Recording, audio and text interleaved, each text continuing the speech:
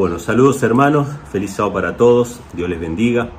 Hoy quería hablar acerca de una palabra que se usa mucho en internet, en las teorías de conspiración, que hace referencia a un grupo de personas que se autodenominan los Illuminati. ¿Escucharon hablar alguna vez de los Illuminati? Todos escuchamos, ¿no? Aunque no tengamos ni la más pálida idea de quiénes son, porque en realidad eran una sociedad secreta. Los historiadores nunca son precisos, pero obviamente yo tengo mi teoría sobre, por lo menos tengo una de las teorías que es la que más me cuadra, ¿no? Los Illuminati, la palabra Illuminati creo que es en italiano, significa los iluminados. Y yo quería hablar hoy acerca de quiénes son los verdaderos iluminados, o por lo menos quiénes son llamados a ser los verdaderos iluminados. Pero los Illuminati eran, se supone, ¿sí?, que allá por los años 1600 más o menos, la orden jesuita, que era una orden religiosa católica, eran tan perversos, Elena G. White lo cuenta en El conflicto de los siglos, ¿no? Habla de la orden jesuita y dice que era de la peor de todas las órdenes religiosas católicas, que tenían como único propósito el restablecimiento del poder papal y luchar contra la reforma protestante con uñas y dientes, y eran básicamente un ejército, eran militares. De hecho, Ignacio de Loyola era un militar y instituyó esta orden religiosa con normas militares y con ejercicios espirituales que supuestamente los hacían conocedores de una gran luz. De ahí viene el nombre Illuminati, ¿no? Y ellos llegaron a ser una orden tan peligrosa y tan perversa que los propios reyes católicos, por allá por los años 1600, se encargaron de prohibir a los jesuitas. Los jesuitas fueron expulsados de los reinos católicos, o sea, ni los propios católicos los toleraban, ¿sí? De los peligrosos que eran, de las tramas, de las conspiraciones que hacían, todo por detrás. Y realmente era una orden muy peligrosa, hasta que llegó el punto que en el año, no me acuerdo ahora las fechas, pero por ahí, alrededor del año 1600, no solamente fueron expulsados por reyes católicos. En Argentina quedaron las ruinas, en la provincia de Misiones, las ruinas jesuíticas que quedaron abandonadas, porque el rey Fernando de España los expulsó de sus dominios, ¿no? Y de Argentina, que era parte del reino de España, ¿no? Y por aquella época hasta el Papa los prohibió. O sea, los jesuitas fueron prohibidos por el Papa. O sea que esa orden tenía que ser disuelta. No podían existir más. Pero las malas lenguas cuentan que en realidad nunca dejaron de existir, sino que se transformaron en una especie de sociedad secreta, como los masones, que se autodenominaron los Illuminati, ¿sí? Entonces es como que cambiaron de fachada, cambiaron de ser llamados los jesuitas, pasaron a ser llamados los Illuminati. Y en estas órdenes religiosas, en estas logias, la masonería tiene mucho de esto también, está la idea de que la luz proviene del conocimiento. La luz proviene del conocimiento.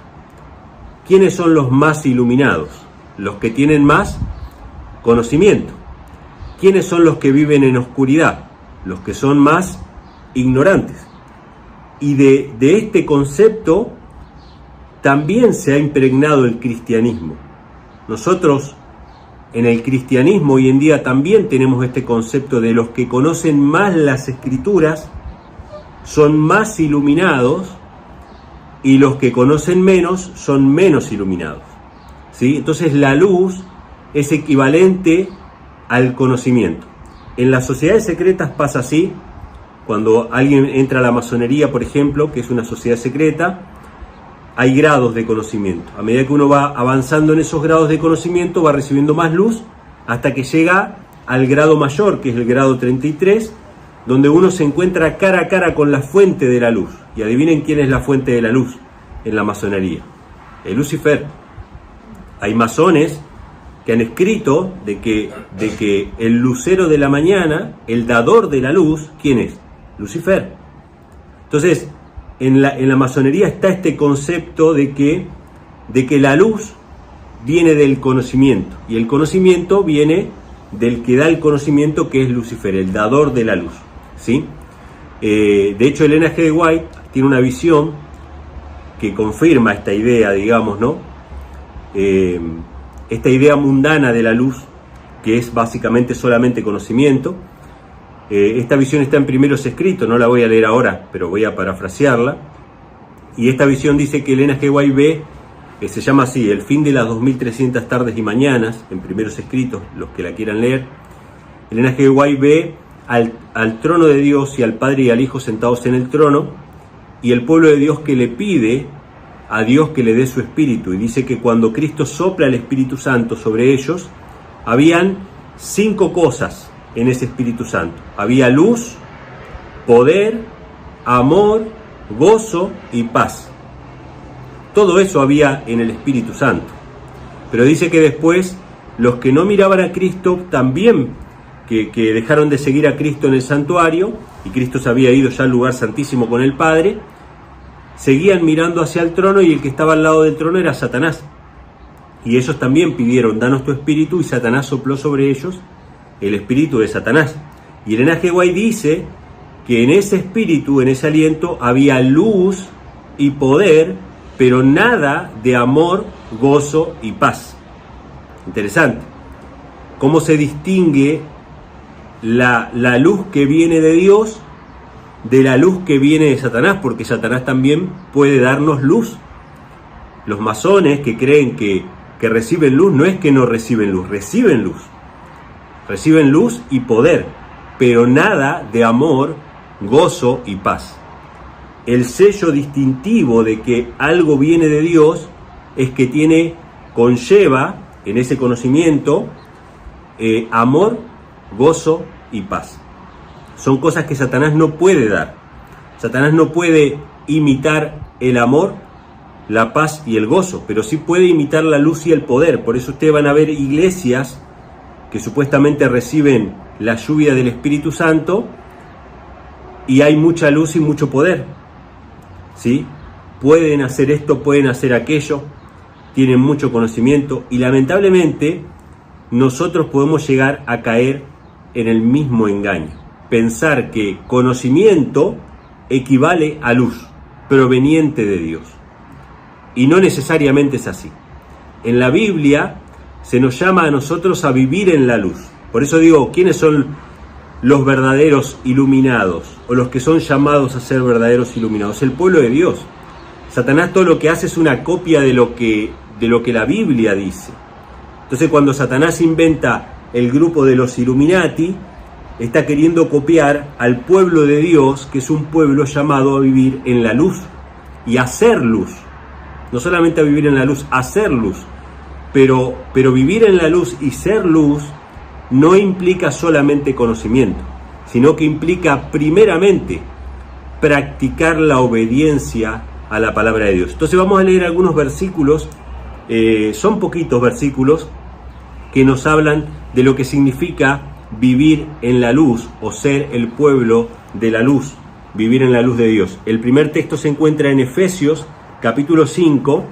El apóstol Pablo usa una expresión acá, que vamos a leer un poquito el contexto, no solamente esa expresión, pero el apóstol Pablo dice: andad como hijos de la luz. Nosotros somos llamados a ser los verdaderos iluminados, pero no iluminados por un mero conocimiento teológico, no iluminados simplemente por conocer misterios, ¿sí? O saber cosas que otros no saben, porque eso lo que hace es elevar nuestro orgullo. Cuando la teología, ¿no?, se enseña y el creyente va y estudia teología y ahora él sabe algo que los demás no saben, ¿qué pasa en el corazón? Hay un orgullo, ¿no? Porque yo sé las lenguas originales, que ustedes no saben. Como ustedes no saben, creen lo que dice la Biblia así, lisa y llanamente, pero si ustedes supieran las lenguas originales no creerían la Biblia así como habla lisa y llanamente. Pero yo, que tengo un conocimiento superior, soy superior. Es el resultado del conocimiento, simplemente como recibir el conocimiento como la luz. Pero la luz no es así. La luz es la obediencia a la palabra de Dios. Entonces el apóstol Pablo en Efesios 5, versículo 3, vamos a leer hasta el versículo 13, nos habla acerca de lo que significa andar en la luz y vivir en la luz. Dice el versículo 3, fornicación, toda inmundicia o avaricia, ni aun se nombre entre vosotros como conviene a santos. O sea, nos habla acerca de la obediencia a los mandamientos de Dios. Ni palabras obscenas, ni necedades, ni truanerías que no convienen, sino antes bien acciones de gracias. Nuevamente, ¿cómo tiene que vivir el pueblo de Dios? Las acciones, las obras tienen que ser en obediencia a los mandamientos de Dios, ¿no? Entonces dice el verso 5, porque sabéis esto, que ningún fornicario, inmundo o avaro, que es idólatra, tiene herencia en el reino de Cristo y de Dios. Nadie os engañe con palabras vanas, porque por estas cosas viene la ira de Dios sobre los hijos de desobediencia. Solamente hay dos grupos, los que andan en la luz y los que andan en la oscuridad. Los que andan en la oscuridad son llamados hijos de desobediencia. No importa el conocimiento que tengan, puede ser mucho o puede ser poco, pero lo que te hace caminar en la oscuridad es desobedecer. Lo que te hace caminar en la luz es la obediencia. Versículo 7 dice, no seas pues partícipes con ellos, porque en otro tiempo erais tinieblas. Fíjense qué interesante. Cuando éramos desobedientes, ¿qué éramos? Éramos tinieblas, mas ahora sois luz en el Señor. Andad como hijos de la luz. Dice, porque el fruto del Espíritu es en toda bondad, justicia y verdad, aprobando lo que es agradable al Señor. Y no partícipes con las obras infructuosas de las tinieblas, no participéis en las obras infructuosas de las tinieblas, sino antes reprobadlas. Fíjense, ¿qué es andar en las tinieblas? Es practicar las obras infructuosas. ¿Qué es andar en la luz? Es obedecer la palabra del Señor. Dice, porque vergonzoso es aún hablar de lo que hacen en oculto. ¿Por qué las obras malas de desobediencia son llamadas obras de tinieblas? Porque se ocultan para hacerlo. De hecho, estas sociedades secretas hacen sus obras en oculto. Son sociedades secretas porque andan en tinieblas, pero paradójicamente llevan el nombre de Illuminati, porque confían en el conocimiento aunque no obedecen la verdad, ¿sí? Aunque no obedecen la palabra del Señor. Bueno, acá estamos teniendo una tormenta y un viento terrible, así que disculpen si se escucha demasiado eso. Dice el versículo 12, porque vergonzoso es aún hablar de lo que ellos hacen en oculto, pero todas las cosas que son reprobadas son hechas manifiestas por la luz, porque lo que manifiesta todo es la luz. Bueno, según dice la palabra del Señor, no hay nada oculto que no haya de ser manifestado, ¿sí? Cristo, que es la luz que vino al mundo, por medio de su Espíritu, Él va a manifestar todas las cosas. De hecho, todo lo que han hecho los hombres está escrito en los libros y todo va a ser sacado a la luz. Pero vamos a leer un par de versículos que están en el Evangelio de Juan, que nos hablan de Cristo como la fuente de la luz y cuál fue la causa del rechazo de esta luz. Ustedes saben que Cristo fue rechazado por casi todo el mundo. Casi todo el mundo rechazó a Cristo.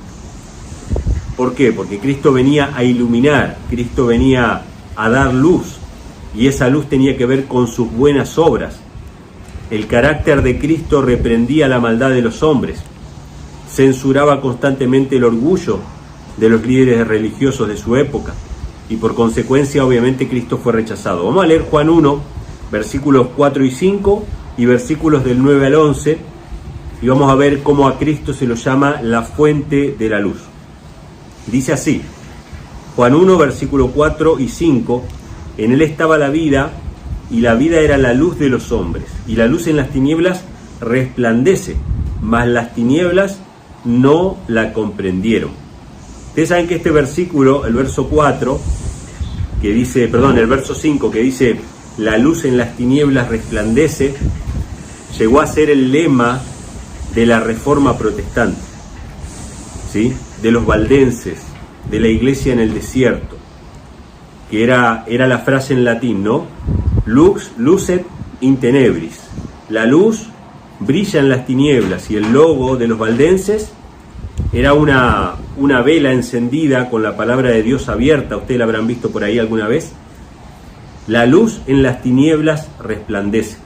Así fue Cristo cuando vino a este mundo. O sea, Él era la luz que vino a un mundo oscuro a iluminar. Y el versículo 9 dice, del versículo 9 al 11, dice: aquel era la luz verdadera que alumbra a todo hombre que viene a este mundo. En el mundo estaba y el mundo por Él fue hecho, pero el mundo no le conoció. A los suyos vino y los suyos no le recibieron. ¿Por qué no recibieron a Cristo?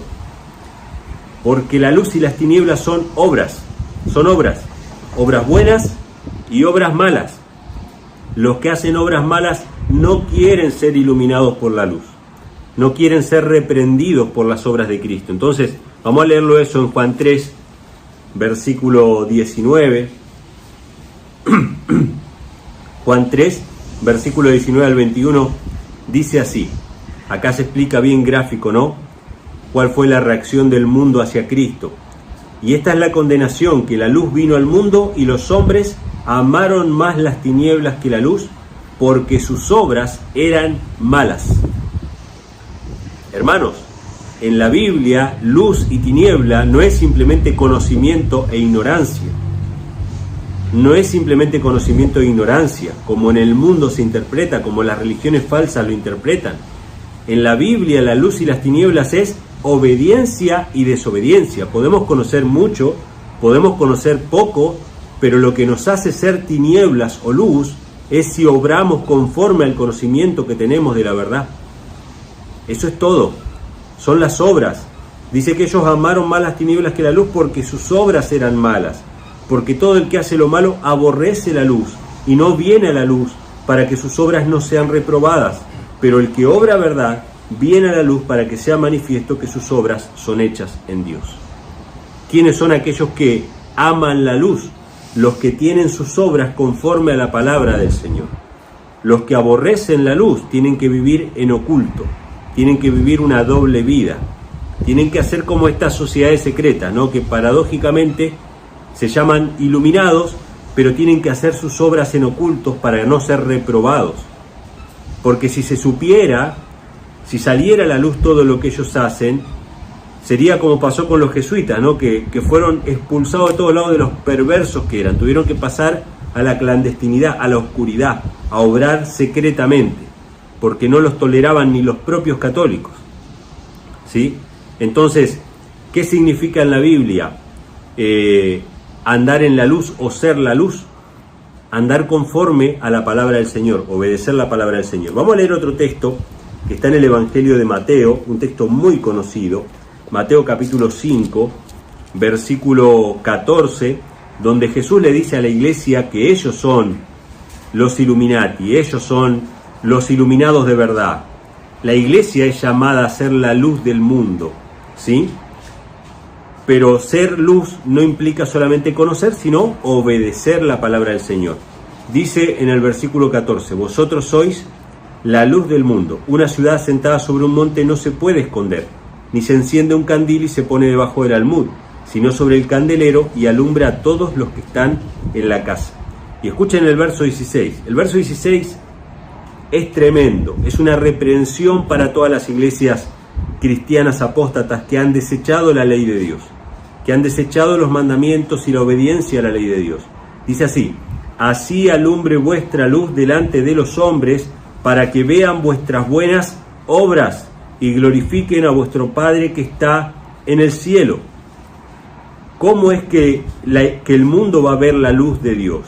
En nuestras buenas obras, no en nuestros discursos, no en nuestro conocimiento teórico, sino en la práctica del Evangelio, en las buenas obras, obras de misericordia y de justicia. Y si alguien tiene alguna duda de que se refiere a los mandamientos de Dios, versículo 17, no penséis que he venido para abrogar la ley o los profetas, no he venido para abrogar, sino para cumplir. Cuando Jesús habla de que el mundo vea vuestras buenas obras, es que el mundo vea la obediencia a la ley de Dios, de amar al prójimo como a uno mismo y de honrar a Dios sobre todas las cosas, ¿sí? Y me gustaría concluir con otro pasaje que también habla acerca de ser luz, y habla de las obras de justicia y misericordia. Esto está en Isaías capítulo 58. Isaías capítulo 58 es un texto muy conocido por nosotros como adventistas, porque habla acerca del pueblo llamado a ser restaurador de portillos y de calzadas para habitar, de restaurar el cerco protector, porque de eso está hablando acá, la ley de Dios, que es el cerco protector de Dios, la muralla de protección que fue derribada por el Papa, que fue quitado el mandamiento de Dios del sábado, y el pueblo de Dios es llamado a restaurar esa muralla. Todos los que se identifiquen con este pasaje son llamados restauradores de portillo, reformadores, ¿sí? Pero en el contexto de este pasaje se nos habla acerca de ser luz. ¿De qué manera somos luz? Y lo primero que hace Isaías 58 es reprender a todos estos sacerdotes, rabinos, que se la pasaban todo el tiempo discutiendo tonterías teológicas, embrollos teológicos, porque ellos, los judíos, también tenían un sistema de conocimiento y de luz que iba en progresión, ¿no? Los rabinos son cada vez más honrados según su conocimiento. De hecho, la Kabbalah que practican, que es la magia judía o la mística judía, Kabbalah significa recibir luz, ¿sí? Y ellos, mediante los conocimientos humanos, filosóficos judíos, van recibiendo cada vez más luz y son cada vez más elevados sus espíritus, supuestamente. Pero es exactamente lo mismo, es como toda religión falsa basándose en el mero conocimiento. Y los judíos llegaron a un punto de que ellos estaban ayunando, supuestamente para agradar a Dios, y peleándose entre ellos, odiándose entre ellos, ignorando las necesidades de los afligidos, de los menesterosos. Entonces Dios les dice: miren, el ayuno que ustedes practican es un desastre. ¿Cuál es el verdadero ayuno? ¿Cuál es la verdadera luz que ustedes van a tener? Vamos a leerlo. Isaías 58, versículo 6. Vamos a leer hasta el versículo 10, 11. Sí, pero después ustedes lean el contexto, porque habla del sábado también, ¿no? Dice: no es más bien, el verso 6, no es más bien el ayuno que yo escogí, desatar las ligaduras de impiedad, quitar las pesadas cargas, dejar ir libres a los quebrantados, y que rompáis todo yugo. Fíjense, estos judíos ayunaban, leían la Torá, escribían sus razonamientos, debatían teológicamente con los otros, pero tenían esclavos de su propia nación. No los dejaban ir, a los pobres no los recibían, no los ayudaban.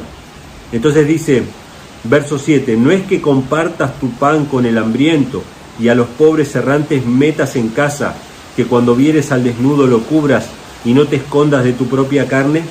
Entonces nacerá tu luz como el alba, y tu santidad se dejará ver pronto, e irá tu justicia delante de ti, y la gloria de Jehová será tu retaguardia. ¿Cuál es la luz de los iluminados, del pueblo de Dios que es llamado a ser luz del mundo?